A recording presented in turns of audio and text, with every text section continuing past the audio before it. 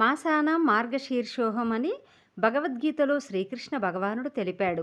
అన్ని మాసాలలో అతి పవిత్రమైనది మార్గశిర మాసము.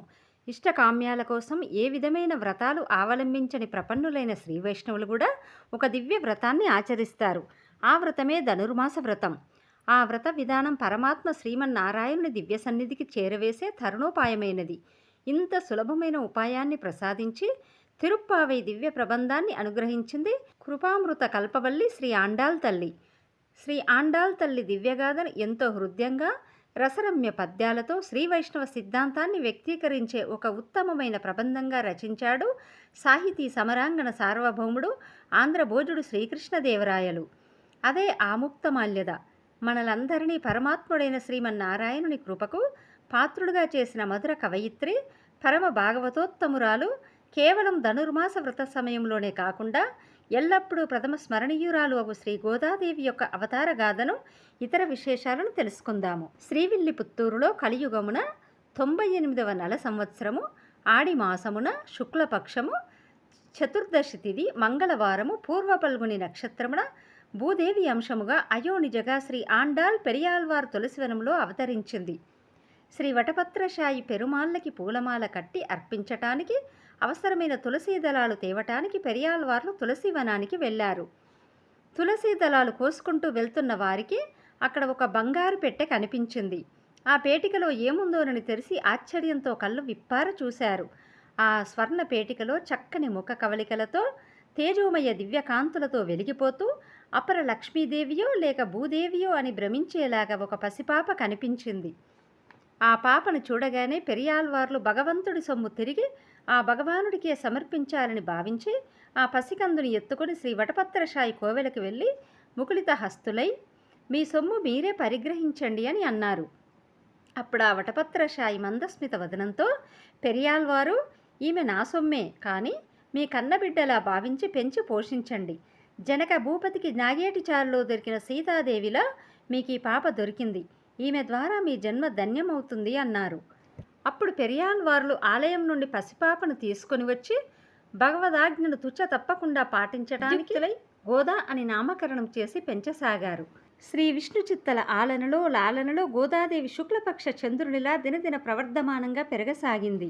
ఆమెలో నవయౌవన ఛాయలు అంకురించసాగాయి. తన తండ్రి తెచ్చిన తులసీ దళాలను విరబూసిన కుసుమాలను ఏర్చి కూర్చి అందమైన మాలగా కట్టి ధరించి ఆమె తాను భగవానుడికి సరితూగగలనా అని అద్దంలోనో బావిలోనో తన అందమైన ప్రతిబింబం చూసుకొని పరమానందంతో మురిసిపోయేది ప్రతిరోజు. అలా చేసి ఆ మాలను తిరిగి బుట్టలో వేసియుంచగా పెరియాళ్వార్లు అవే మాలలను పెరుమాళ్లకు సమర్పించగా స్వామి అవి ధరించి తన్మయుడయ్యేవాడు. ఈ విధంగా స్వామి కంఠసీమ అలంకరించిన మాలలు ఏవో మంచి వింత సౌరభాలను వెదజల్లుతుండేవి. ఇంత గొప్ప పరిమళం ఎలా ఎందుకు వస్తున్నదో అర్చక స్వాములకు మొదట అర్థమయ్యేది కాదు. ఆ తర్వాత కొద్దిగా ఆలోచించాక అర్థమై ఏదో అనుమానం కలిగింది. అయితే ఆళ్వార్లను అడిగి తమ సందేహ నివృత్తి చేసుకోవటానికి వారు సంకోచించసాగారు. ఇదిలా ఉండగా ఒకనాడు శ్రీవిష్ణు చిత్తులు తెచ్చిన మాలలు అర్చకులు పరీక్షింపగా అందులో ఒక పొడగాటి వెంట్రుక కనిపించింది. అప్పుడు ఆ పెరియాళ్వార్లు ఆనాడు తాను తెచ్చిన మాలలను స్వామికి సమర్పించకుండా ఇంటికి వచ్చి గోదాదేవిని అడిగారు. ప్రతిరోజు తానే అవి ధరిస్తున్నానని, ఆ తర్వాతే అవి స్వామివారికి అలంకరిస్తున్నానని గోదాదేవి చెప్పింది. ఆ మాటలు విన్నది మొదలు పెరియాళ్వార్లు వికల మనస్కులై తన కుటీరంలోనే ఉండిపోయారు. ప్రతిరోజు తన కోసం వచ్చే మాల ఆ రోజు రాకపోయేసరికి వటపత్రశాయి ఎంతో చింతించి ఆ రాత్రి పెరియాళ్వార్ల కలత నిద్రకు భంగం కలిగించి పూలమాల ఎందుకు తీసుకురాలేదని ఆయనను అడిగితే, అవి మా అమ్మాయి గోదాదేవి ధరించినవి, అవి మళ్ళీ తమకు అర్పించటం తీరని అపచారం అవుతుందనే భావనతో తీసుకురాలేదని బదులు చెప్పారు.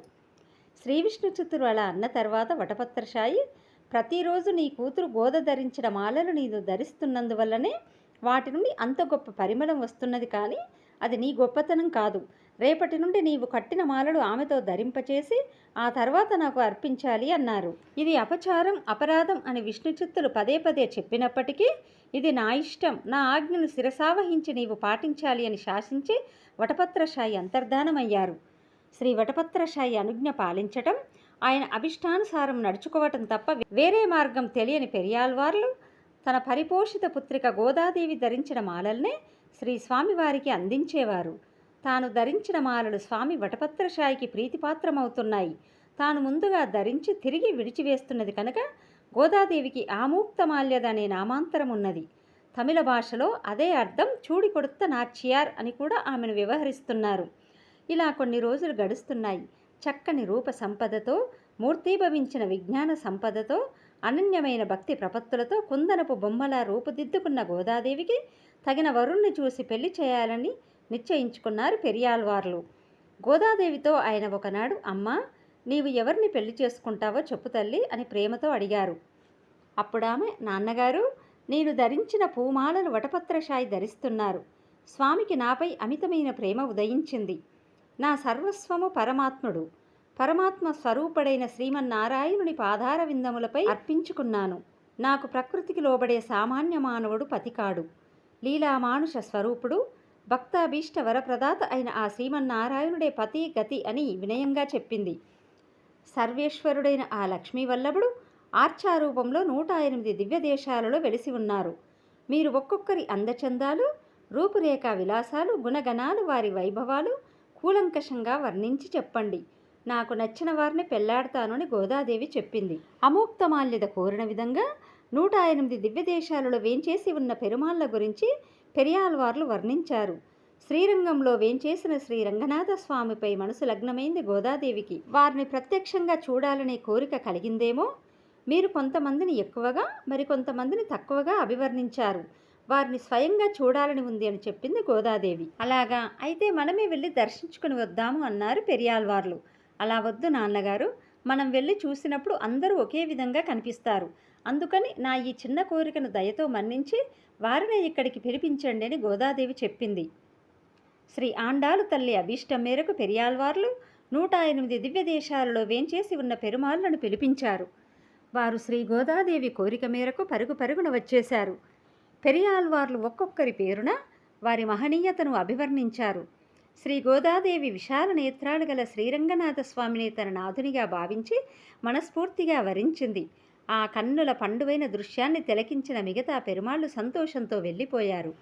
శ్రీ రంగనాథ స్వామి తండ్రి కూతుళ్లను ఆశీర్వదించి తగిన సమయంలో ఆముక్తమాల్యదను వివాహం చేసుకుంటానని అభయమిచ్చి అంతర్ధానమయ్యారు. శ్రీ రంగనాథ స్వామి తనకి అల్లుడిగా రావటం తాను చేసుకున్న పుణ్యమని, అది తనకు లభించిన అపూర్వమైన అక్షయమైన పెన్నిది అని మురిసిపోయారు శ్రీ పెరియాళ్వార్లు. ఇక గోదాదేవి మానసిక స్థితి వర్ణనాతీతం. ఆమె హృదయ కమలంలో శ్రీరంగనాథుడే కొలువై ఉన్నాడు. పెరుమాళ్ల ధ్యాసమే తప్ప ఆమెకిక వేరే ఆలోచన ఏమీ లేదు. స్వామి సమాగమం కోసం కన్నులు కాయలు కాచేలా ఎదురుచూడసాగింది. పెరియాళ్వార్లు తన కూతురు వివాహం ఎలా జరిపించాలా అనే ఆలోచనలో నిమగ్నమయ్యారు. శ్రీరంగనాథుని ఆలోచనలో తలమునకలైపోయింది గోదాదేవి. రోజు రోజుకి రంగనాథస్వామి సన్నిధిని చేరుకోవాలనే తాపత్రయం బలపడసాగింది. అయితే అందుకు తగిన మార్గం ఏమిటా అని ఆలోచించసాగింది. ఒకరోజు శ్రీవిష్ణు చిత్తులను తనకు తగిన ఉపాయం ఏమిటో తెలపమని కోరింది. తన కూతురు పడుతున్న ఆవేదన గమనించి ద్వాపరయుగంలో శ్రీకృష్ణ భగవానుని సన్నిధి చేరటానికి గోపికలు ఆచరించిన కాత్యాయని వ్రతం గురించి చెప్పారాయన.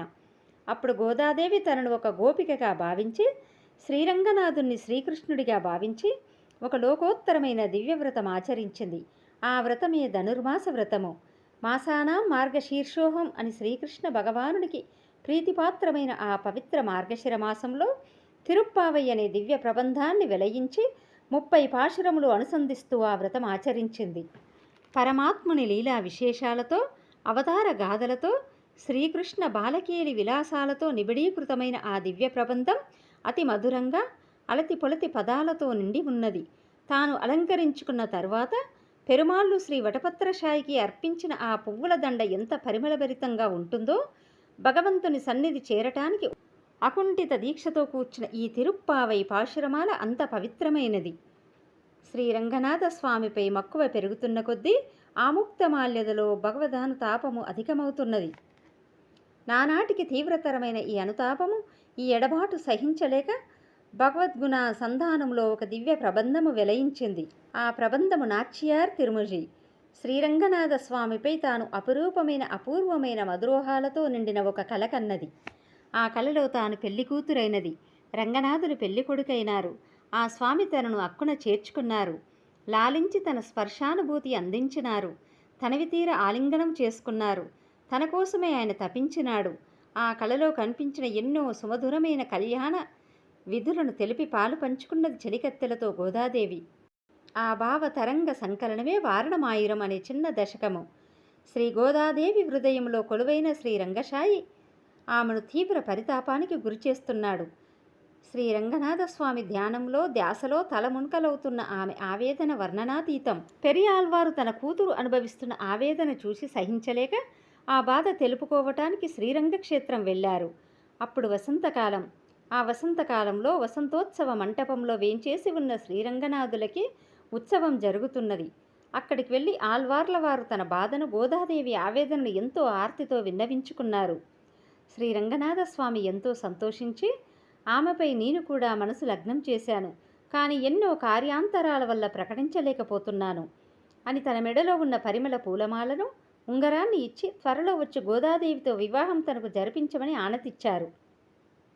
శ్రీ రంగనాథస్వామి అనుగ్రహానికి పాత్రులైన పెరియాళ్వార్లు శ్రీకృష్ణ సందేశం రుక్మిణీదేవికి తీసుకువచ్చిన అగ్నిద్యోతనుడిలా ఉప్పొంగిపోతూ రంగనాథ ముద్రికను, సుగంధి మాలికను తన కూతురికి అందించారు. ఆ సుగంధి మాలికను, అంగుళీయకాన్ని అందుకున్న శ్రీ రంగనాథస్వామి ఎడబాటు వల్ల కలిగే బాధను కొంత మరిచి ఉపశమనం పొందింది. తనని పాణిగ్రహం చేసుకోవటానికి స్వయంగా భగవంతుడు విచ్చేయుచున్నారని తెలుసుకొని మాటలతో వర్ణించలేని విధంగా నిరతిశయానంద ఢోలుకల్లో తేలియాడింది. శ్రీ రంగనాథస్వామి తన ఆలయ ధర్మకర్త శ్రీ వల్లభదేవరాజుని వివాహానికి అవసరమైన ఏర్పాట్లు, మంగళ వాయిద్యాలు ఏర్పాటు చేయించమని ఆజ్ఞాపించారు. శ్రీ వల్లభదేవులు గోదా రంగనాథుల పరిణయానికి అవసరమైన ఏర్పాట్లు పూర్తి కావించారు. పెరియాళ్వారికి వాగ్దానం చేసినట్లుగా శ్రీ రంగనాథస్వామి పరివార సమేతంగా పెరియాళ్వార్ల ఇంటికే విచ్చేశారు. తన కోరిక సఫలమవుతున్నందుకు ఆముక్తమాల్యద మురిసిపోయింది. శ్రీ గోదా రంగనాథుల వివాహం ఎంతో వైభవంగా జరిగింది. గోదాదేవి శ్రీ రంగనాథస్వామిలో విలీనమైపోయింది. సీతాదేవిని శ్రీరామచంద్రస్వామికి అర్పించిన జనక భూపతిలా, లక్ష్మీదేవిని శ్రీ మహావిష్ణువుకు సమర్పించిన సముద్రరాజులా, గోదాదేవిని శ్రీ రంగనాథస్వామికి అర్పించిన పెరియాళ్వార్లు ఆనందభరితులైనారు. పరమాత్ముడైన శ్రీమన్నారాయణుని పాదపద్మాలు ప్రక్షాళనం చేసి మామగారైన శ్రీ విష్ణు చిత్తుల వారి వైభవం అత్యంత మహత్తరమైనది, సకల లోకులకు ఆరాధింపదగ్గది. శ్రీ మహావిష్ణువునే తన చిత్తంలో నింపుకొని విష్ణుమూర్తి మనోభీతిలో తాను నిండిన పెరియాళ్వార్లు ఆళ్వారుల పరంపరలో విశిష్టమైన స్థానాన్ని సంపాదించుకున్నారు. మానవ మాతృలమైన నశించిపోయే క్షణికమైన ఇహభోగ లాలసలపైన ఈషన్మాత్రం ఆసక్తి చూపకుండా పరమాత్మను తన పతిగా గతిగా భావించి శ్రీమన్నారాయణుని చరణాలే శరణమని భవతిమిర హరణాలని శ్రీ గోదాదేవి గుర్తు చేసింది. ఏ వ్రతమైనా చేతనుల ముక్తికి మార్గం ఇవ్వాలని, అదే సువ్రతమని దృఢముగా నమ్మి తాను ఆచరించి ఇతరులకు, అంటే మహిళా లోకానికే కాక యావత్ చేతనులకు ఆదర్శప్రాయురాలైంది గోదాదేవి. భగవద్ రామానుజులు కూడా రహస్యమైన ద్వయమంత్రాన్ని ప్రకాశవంతం చేసి శ్రీ వైష్ణవ సిద్ధాంత సర్వస్వాన్ని సకల చేతనోద్ధరణ కోసం అక్షరమైన నిత్యమైన మార్గం చూపారు. గోదాదేవి ధనుర్మాస వ్రతాన్ని తాను మాత్రమే ఆచరించి తరించకుండా ఆ సులభ వ్రతాన్ని మనకి కూడా అందించింది. ఆ మహాదేవి కృపకు పాత్రలమై మనం పరమాత్మను చేరాలి. అప్పుడే శ్రీమన్నారాయణుని కరాలలో ఉన్న ఆయుధాలు మనలను కాపాడి మన పాపాలను హరించి వేస్తాయి. గోపికలకు వలె ఆమెకు భగవంతునిపై గల భక్తి శృంగార భక్తి. శ్రీ రామానుజుల వారు ఈమె ప్రసాదించిన తిరుప్పావైని నిత్యం భిక్షకు వెళ్లే సమయంలో అనుసంధించేవారట. అందుకే వారికి తిరుప్పావై జీయర్ అనే పేరు కూడా కలిగింది. ఆమె యొక్క తిరుప్పావైని అనుసంధించని వారి జన్మం కేవలం భూమికి భారమట. వయ్యం షుమప్పుదం వంబు అన్నారు పెద్దలు. శ్రీకృష్ణుని దివ్య సౌందర్యానికి పరవశురాలై ఆయనతో సంశ్లేషమును పొందుటకు ఆమె ఎంతగా పరితపించినదో ఈ క్రింది పాశ్రంలో ప్రస్ఫుటమవుతుంది.